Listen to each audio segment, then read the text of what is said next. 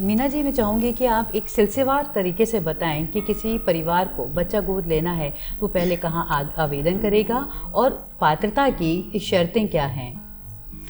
जैसे इसमें अगर कोई माता पिता हैं या कोई फैमिली बच्चा लेना चाह रही है तो उसमें जो मैरिड कपल हैं वो भी बच्चा ले सकते हैं जी। और अगर कोई सिंगल पेरेंट है, जैसे कोई महिला है वो लेना चाहे या कोई पुरुष है सिंगल पेरेंट है या मतलब सिंगल है, मैरिड नहीं है, तो वो भी बच्चा गोद ले सकते हैं।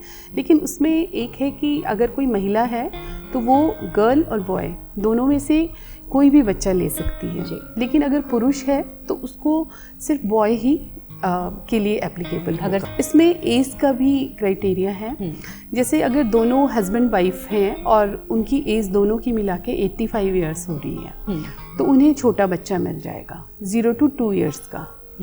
और अगर वो हस्बैंड और वाइफ की एज 90 ईयर्स के आसपास हो रही है तो उन्हें फिर 2 से 4 साल का बच्चा गोद मिलेगा।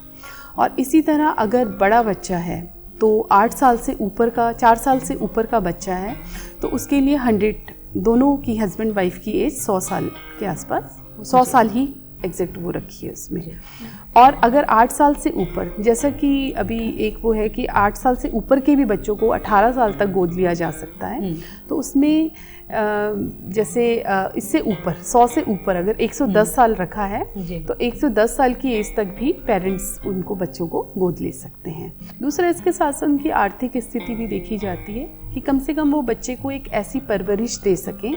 एग्जैक्ट कोई ऐसी इकोनॉमिक जो है वो फिक्स नहीं है कि उसका मंथली इतनी इनकम हो, लेकिन ये देखा जाता है कि वो कम से कम उस बच्चे को ऐसी परवरिश दे जिसको वो गोद लेके जा रहा है कि वो एक अच्छा जीवन व्यतीत कर सके। दूसरा, उसमें उनका एक मेडिकल रिपोर्ट भी लगती है कि हस्बैंड वाइफ दोनों फिट हों और ये ना हो कि मतलब उनकी फिजिकली जो स्थिति है, शारीरिक के साथ साथ मानसिक स्थिति भी उनकी ठीक होनी चाहिए।